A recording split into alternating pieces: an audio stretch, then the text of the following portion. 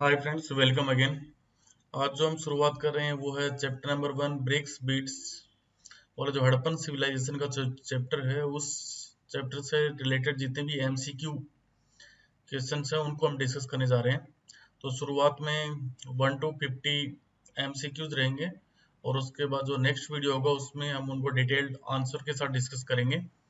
तो जैसा आप सभी को न्यू सिलेबस के बारे में पता है कि अभी हिस्ट्री के जो न्यू सिलेबस में 1 to 20 एमसीक्यू जो फ्री के नंबर होते हैं यदि उनको प्रॉपर तरीके से तैयार किया जाए तो इसलिए चैप्टर नंबर 1 से रिलेटेड जितने भी पॉसिबल एमसीक्यूज हैं उनको हम इस वीडियो में वन बाय वन डिस्कस कर रहे हैं।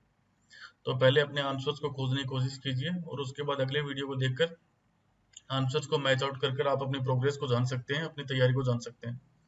तो फर्स्ट जो सवाल जिसे हम शुरुआत कर रहे हैं कि what is the most distinctive artifact of the Harappan और इंडस वैली सिविलाइजेशन, कि इंडस वैली सिविलाइजेशन का वो सबसे यूनिक आर्टिफैक्ट्स क्या है जिससे कि इस पूरी सभ्यता के बारे में हमें इंफॉर्मेशन मिली है, इस सभ्यता की एक यूनिक क्वालिटी है। Option A Harappan seals, option B Harappan coins, option C Harappan script, option D Harappan coins and the Harappan script. Next question is number 2, of which stone the Harappan seals are made, जो हड़प्पन की जो सील्स हैं, इंडस वैली सिविलाइजेशन की जो सभ्यता की जो सील्स हैं उन सील्स को बनाने में किस स्टोन का यूज हुआ है, किस पत्थर का यूज हुआ है। Option A is red stone, option B steatite, option C yellow stone, option D metals. Now next question number 3, which objects the Harappan seal contains, कि हड़प्पन की जो सील है उस सील के ऊपर कौन कौन से ऑब्जेक्ट्स हमें देखने को मिलते हैं। ऑप्शन ए एनिमल मोटिव्स, यानी एनिमल से रिलेटेड जो पिक्चर्स हैं वो हमें देखने को मिलती हैं। Option B signs from a script, कि उसके ऊपर किसी एक स्क्रिप्ट के साइन हमें देखने को मिलते हैं। ऑप्शन सी रिलीजियस साइंस, कि वहां पर कुछ धार्मिक चिन्ह हमें देखने को मिलते हैं। और option D both A and B. Question number 4,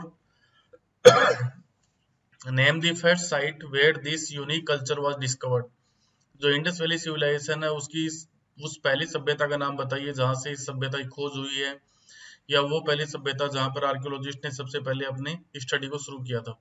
option A Harappa, option B Kalibangan, option C Lothal, option D copper. Harappa है जो अभी वर्तमान में पाकिस्तान में है, कालीबंगा राजस्थान में है, लोथल गुजरात में है, कॉपर भी राजस्थान में है। Question number 5, what is the timeline of Indus valley civilisation, जो सिंधु घाटी सभ्यता उसका टाइमलाइन क्या है। ऑप्शन ए 2200 से 1800 बीसी, ऑप्शन बी 2100 से 1900 बीसी, ऑप्शन सी 2600 से 1900 बीसी, ऑप्शन डी 2600 से 1800 बीसी। जो सिंधु घाटी सभ्यता है उसका जो मैच्योर सिंधु घाटी सभ्यता थी उसका टाइमलाइन क्या है, किस डेट से किस डेट के बीच में वो सभ्यता हमारे पास रही है। Question number 6, which of the following food items Harappan people at, इनमें से कौन से फूड आइटम्स हैं जो कि हड़प्पन पीपल लोग खाते थे। Option A millet, fish and fowl, मोटे अनाज मछली और फाउल के बारे में। Option B wheat barley lentil, option C chickpea and sesame, and option D A B and C. Now question number 7, the archaeologists found bone of many animals from Indus Valley civilization, choose the correct option। जो archaeologist हैं, जो पुरातत्ववेत्ता हैं, उनको Indus valley civilisation की जब खुदाई की गई, एक्सकवेशन हुए हैं, तो वहां पर बहुत सारे एनिमल्स की बोन्स मिली हैं, हड्डियां मिली हैं। तो इनमें से कौन सा ऑप्शन करेक्ट ऑप्शन है। Option A cattle sheep goat and buffalo, option B pig boar deer घड़ियाल, option C cattle sheep goat and bull, option D both A and B.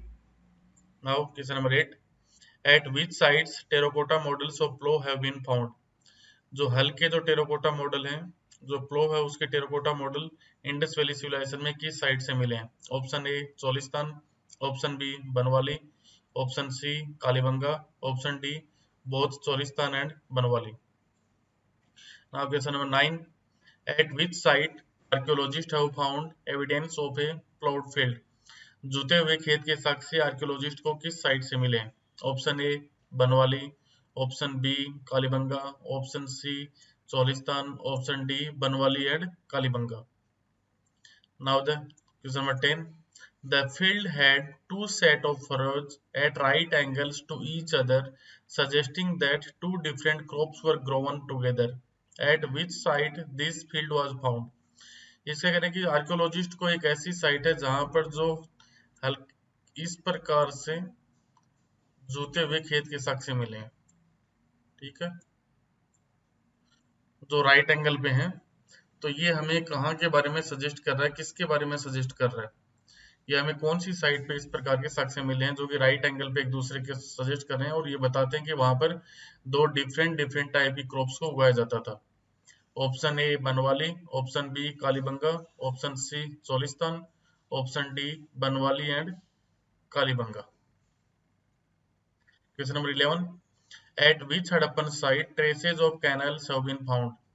Harappan सभ्यता की वो कौन सी साइट है जहां पे हमें नहरों के साक्ष्य मिले हैं, यानी आर्कियोलॉजिस्ट एग्रीकल्चर पर्पज के लिए, सिंचाई के लिए वहां पर नहरों को बनाया गया था, वो साइट कौन सी है। ए बनवाली जो कि हरियाणा में है, बी सोरतुगई जो कि अफगानिस्तान में है, सी लोथल गुजरात में, डी धोलावीरा गुजरात में। Question number 12, who conducted the study of animals in the ancient civilisation.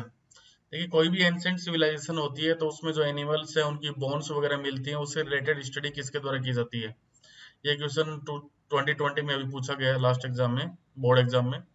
Option A archaeologist, option B zoo archaeologist, option C botany archaeologist and option D both A and B. Now question number 13, at which site water reserves found which have been used to store water for agriculture। Indus valley civilisation की वो कौन सी site है जहां पर हमें एक water reserve मिलता है, यानी जहां पे हमें एक इतना बड़ा जलाशय मिलता है जहां पर पानी को स्टोर किया जाता था for the purpose of agriculture. At the site of Lothal जो गुजरात में है, कालीबंगा राजस्थान में, धोलावीरा गुजरात में, चोलिस्तान पाकिस्तान में। तो इनमें से कौन सी साइट करेक्ट ऑप्शन होगी हमारे। Question number 14, what was the most unique feature of the Harappan civilization. Harappan civilization की जो नीचे के ऑप्शन दिए गए इनमें से सबसे यूनिक फीचर कौन सी है। ऑप्शन ए सील्स, यानी वहां के जो सिक्के वगैरह मिले हैं, सीलिंग आइटम है। ऑप्शन बी अर्बन सेंटर्स, शहरी केंद्र। ऑप्शन सी हड़प्पा की स्क्रिप्ट, उसकी जो लेखन कला थी।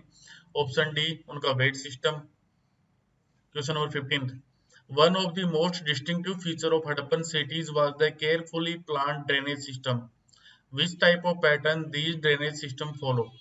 ये जो स्टेटमेंट है वो मैके के द्वारा दिया गया है। कई बार ये पूछा जाता है कि ये स्टेटमेंट किसका है, तो आर्कियोलॉजिस्ट मैके के द्वारा स्टेटमेंट दिया गया है कि हड़प्पन सिविलाइजेशन की जो सबसे यूनिक फीचर है, मोस्ट डिस्टिंक्टिव फीचर है, उसमें हड़प्पन साइट में है कि केयरफुली प्लान ड्रेनेज सिस्टम है। ये मैके साहब ने बोला है। तो विच टाइप ऑफ ये ड्रेनेज सिस्टम है वो इनमें से किस पैटर्न को फॉलो करती है। Grid pattern option A, option B rectangle pattern, option C square pattern, option D circle pattern. Now next question 16th. At which two sites the entire settlement was fortified and sections within the town were also separated by walls। Harappan सभ्यता की ऐसी दो कौन सी site हैं जहां पर पूरे के पूरे सेटलमेंट को फोर्टिफाइड किया गया है, यानी उसको चार दीवारी से कवर किया गया है, और साथ ही टाउन के जो दो पार्ट हैं, डिफरेंट सेक्शन है, उनको दीवारों के द्वारा सेपरेट भी किया गया है। नॉर्मली हड़प्पन सभ्यता के बारे में यदि आपको पता हो तो हड़प्पन सभ्यता के टाउनशिप दो पार्ट में डिवाइड है, उनमें कैथेड्रल और एक आपका लोअर टाउन बोला गया है। तो जो कैथेड्रल वाला टाउन है उसको फोर्टिफाइड किया गया है और लोअर टाउन है वो फोर्टिफाइड नहीं है।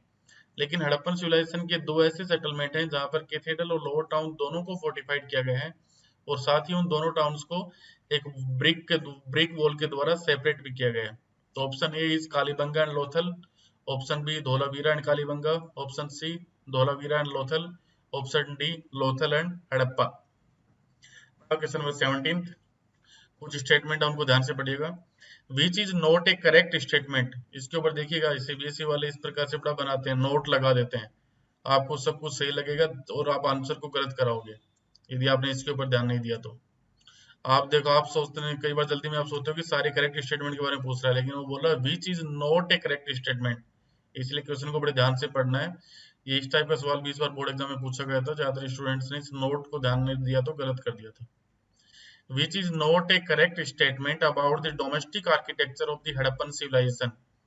जो हड़प्पन सिविलाइजेशन का जो डोमेस्टिक आर्किटेक्चर है उससे रिलेटेड कौन सा स्टेटमेंट करेक्ट नहीं है, सही नहीं है, और सारे स्टेटमेंट को ध्यान से पढ़ना है।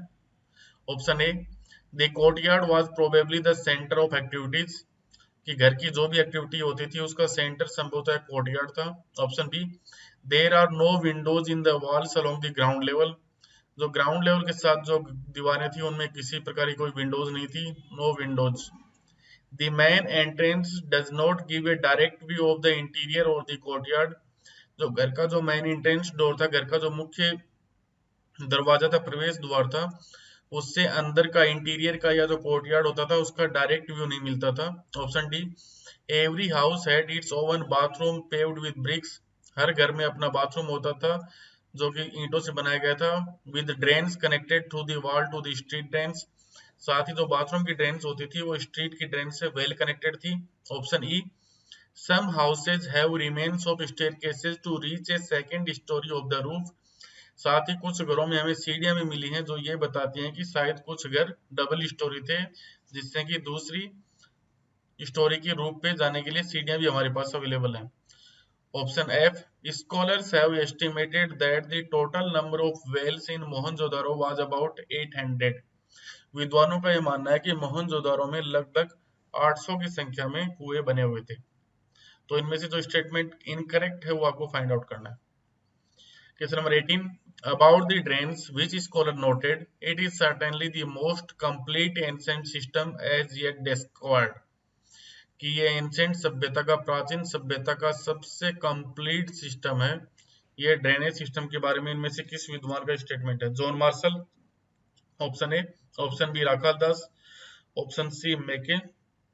Option D, Dayaram Sahni. Now question number 19, which massive structure was found in the cathedral। जो हमने पहले बात की थी कि हड़प्पन सिविलाइजेशन का, जो इंडस वैली सिविलाइजेशन के सारे शहर थे वो दो पार्ट में डिवाइड थे। ईस्ट साइड में कैथेड्रल होता था और इस साइड में आपका लोअर टाउन होता था।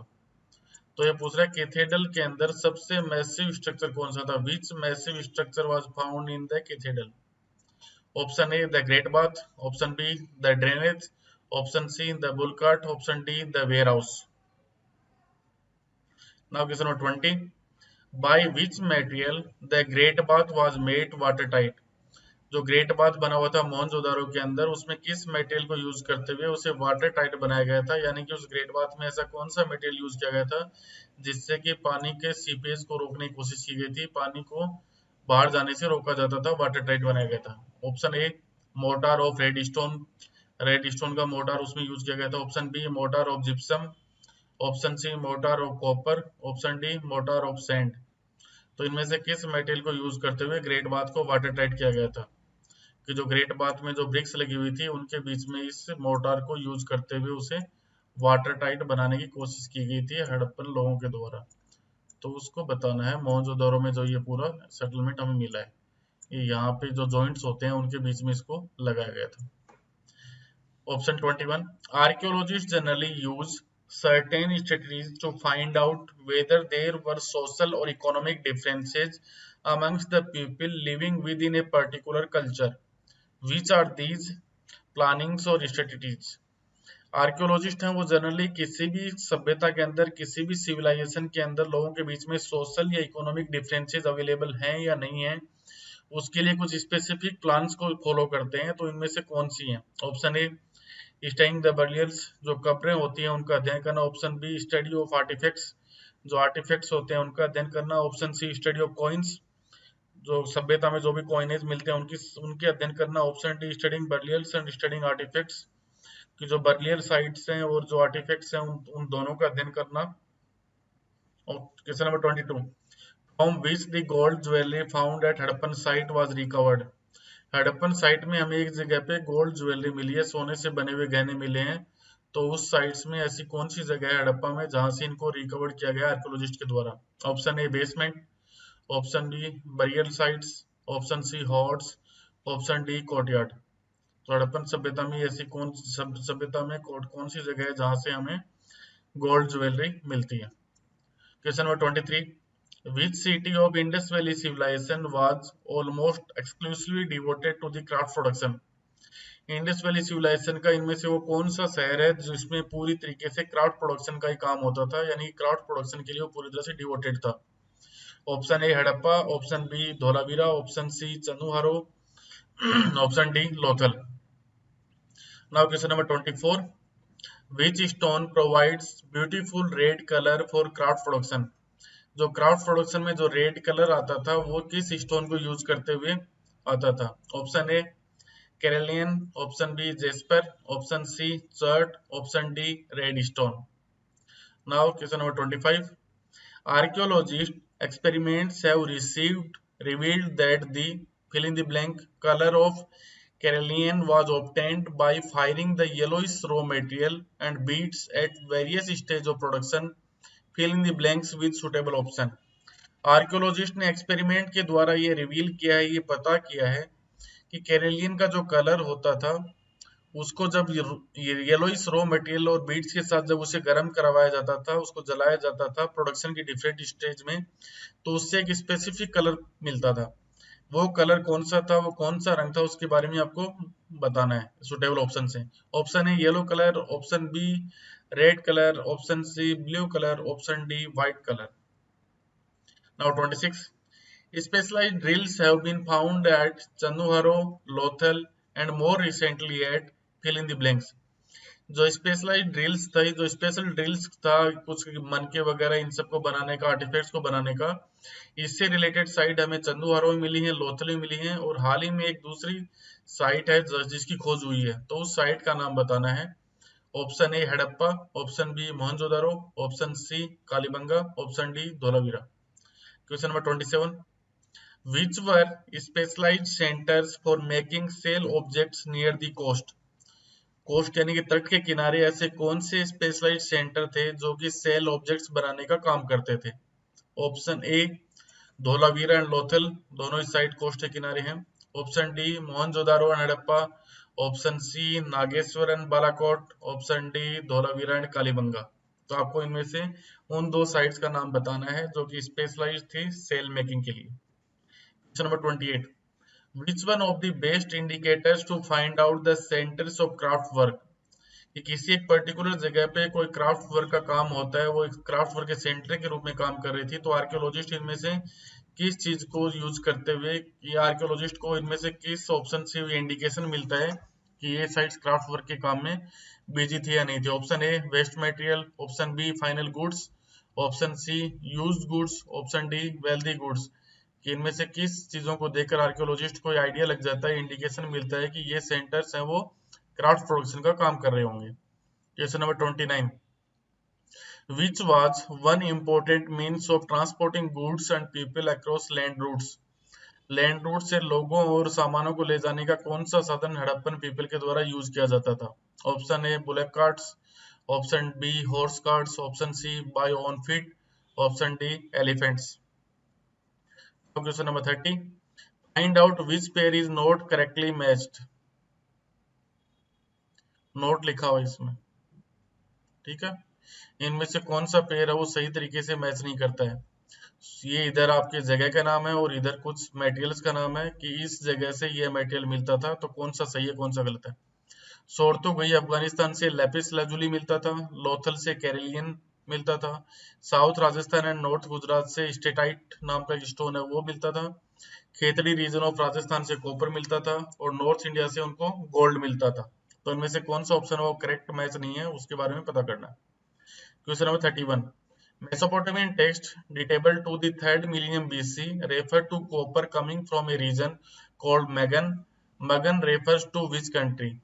जो मेसोपोटामियन सभ्यता है उसमें जो हमें टेक्स्ट मिले हैं, जो कई प्रकार के रिटर्न सोर्सेज मिले हैं जो कि 3rd मिलियन बीसी के आसपास लिखी गई थी, उसमें बताया गया है कि एक मगन नाम से एक रीजन है जहां पर वहां पे कॉपर का इंपोर्ट किया जाता था। तो मगन आज के मॉडर्न टाइम में किस कंट्री को रिप्रेजेंट कर रहा है ये आपको बताना है। A Oman, B India, C Harappa, D Dholavira. Question number 32.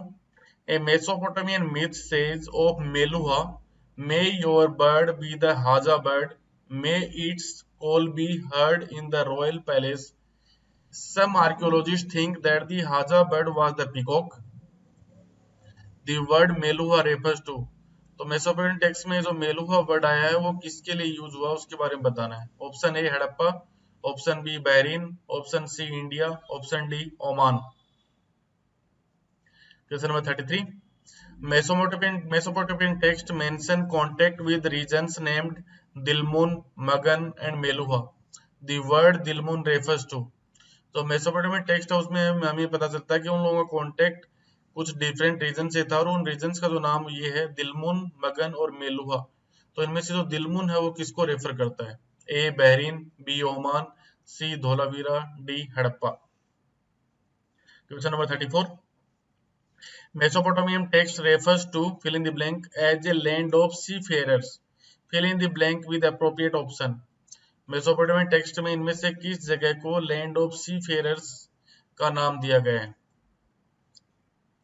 सी फेयरर्स जो मछुआरे होते हैं उनके बारे में यूज किया जाता है, ठीक है, समुद्र के अंदर घूमने वाले लोग।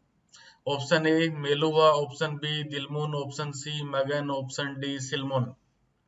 Find out the correct option. What were used to facilitate long distance communication? Long distance communication के लिए किसका यूज किया जाता था? Option A seals, option B sealing, option C coins, option D seals and sealings. Question number 36, which of the following option is not correct? Not आया है, दोबारा से ध्यान रखिएगा।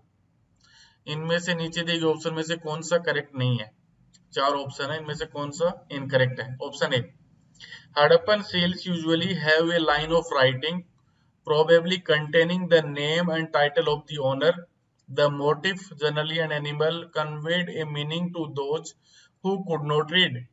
जो हड़प्पन सील्स है उनके ऊपर एक लिखित रूप से कुछ लाइनें मिली हैं जो कि संभवतः नाम, जो उसका ऑनर होता था उसका नाम और उसका टाइटल के बारे में बताती हैं। साथ ही उन सील्स के ऊपर एक मोटिव भी मिलता है जो कि किसी एक एनिमल का होता है।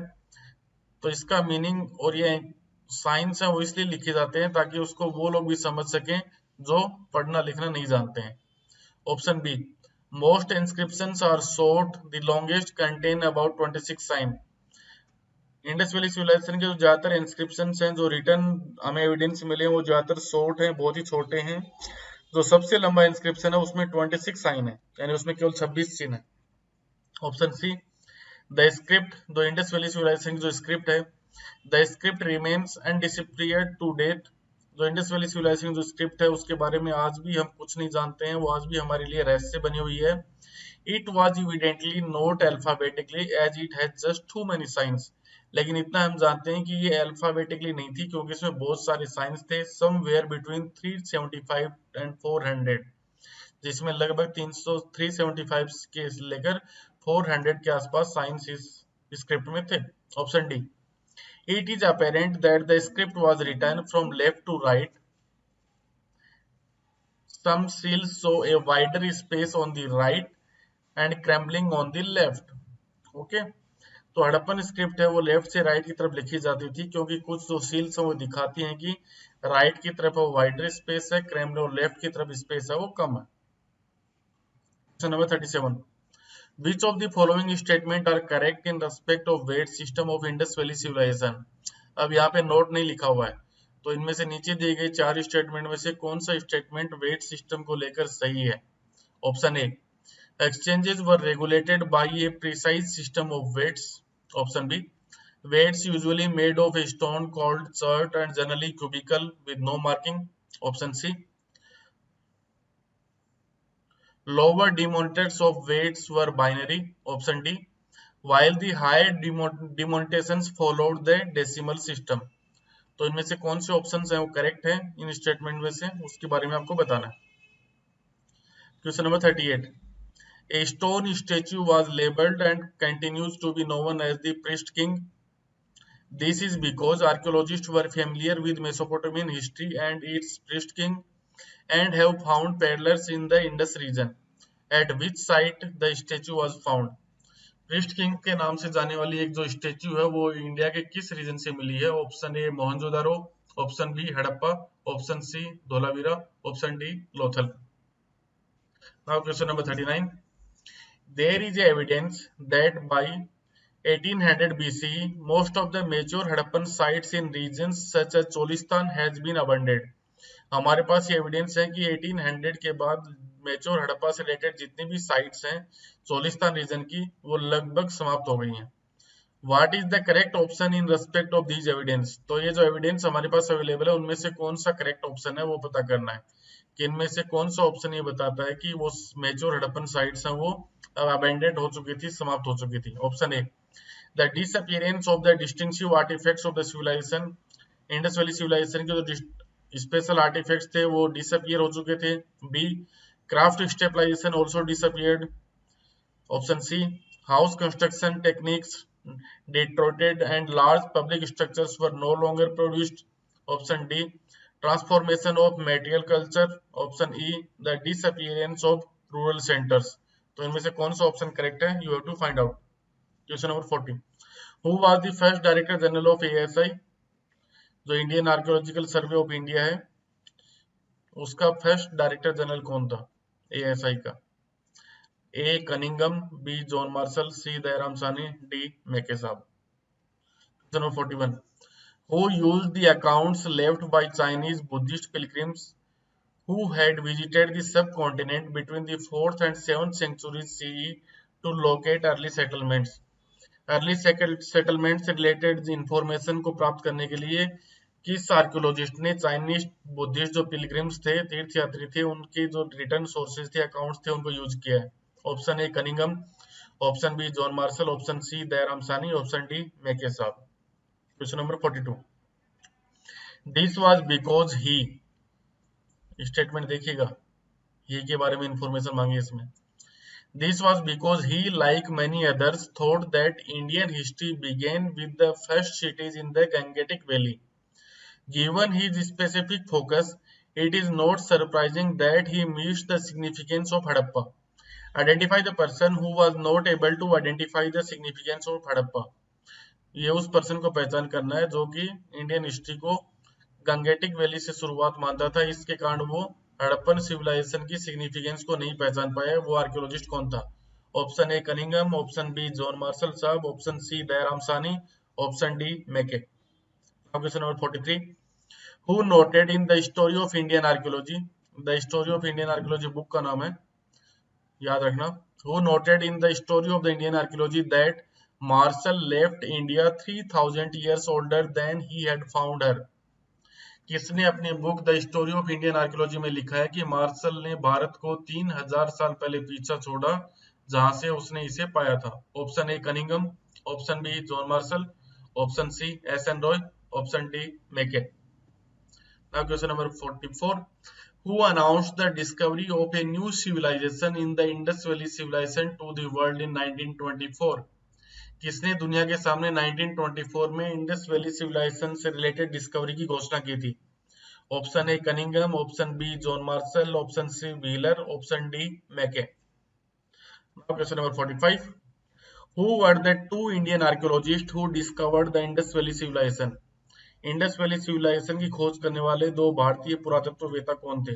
Option A Dayaram Sahni and Rakhal Das Banerji, option B Rakhal Das Banerji and S N. Roy, option C Dayaram Sahni and J Sharma, option D Dayaram Sahni and S N. Roy. Question number 46, who was the first professional archaeologist to work in India. वो प्रथम प्रोफेशनल आर्कियोलॉजिस्ट कौन था जिसने इंडिया में काम किया था, जो कि पहली बार अपने काम में प्रोफेशनलिज्म को लेके आया था। ठीक है, option A John Marshall, option B Cunningham, option C R M. Wheeler, option D Mackay. Question number 47, consider the following statements in respect of R M. Wheeler, find out the correct statement. ये Wheeler साहब से कुछ related statement है, उनमें से correct statement को आपको find out करना है। Option A, it was R M. Wheeler took over as director general of ASI in 1944। Wheeler साहब 1944 में एएसआई के डायरेक्टर जनरल बने थे, first option. Option two, Wheeler recognised that it was necessary to follow the stratigraphy of the mound rather than dig mechanically along uniform horizontal lines. कि horizontal lines के बजाय स्ट्रेटियोग्राफी यानी इस प्रकार पैरेलल रूप से खुदाई करना ज्यादा जरूरी है, ये पहली बार व्हीलर साहब ने पता किया। Option C, as an ex army brigadier he brought with him a military precision to the practice of archaeology, and option D, A, B and C. Question number 48, which thing help archaeologists in understanding the ancient civilization। इनमें से कौन सी चीज है जो कि archaeologist को ancient civilisation को समझने में सबसे ज्यादा मदद करती है। Option A material evidence, option B Harappan script, option C Harappan coins, option D Harappan text. 49 at which site of Indus valley civilisation fire altars were found. Fire altars हैं वो इनमें से किस साइट पे आर्कियोलॉजिस्ट को मिले? Option A Kalibangan and Lothal, option B Lothal and Harappa, option C Lothal and Dholavira, option D Kalibangan and Mohenjodaro. Fire altars का मतलब जो यज्ञ की वेदियां होती हैं जहां पर हम यज्ञ वगैरह के लिए आग वगैरह जलाते हैं, ये किस जगह पे मिले हैं? 50 some animals such as the one-horned animals often called the depicted on seals seem to be mythical composite creatures. Mention the name of these animals. ये वन हॉर्न एनिमल्स जो कि कई बार कई प्रकार के सील्स के ऊपर मिला है, जिसको कई बार माइथिकल बोलते हैं, कंपोजिट क्रिएचर से बनता है, उसको क्या नाम दिया गया? आर्कियोलॉजिस्ट के द्वारा उसका नाम बताना है। Option A unicorn, option B प्रोटोसिवा, option C bull, option D जेबिकॉर्न।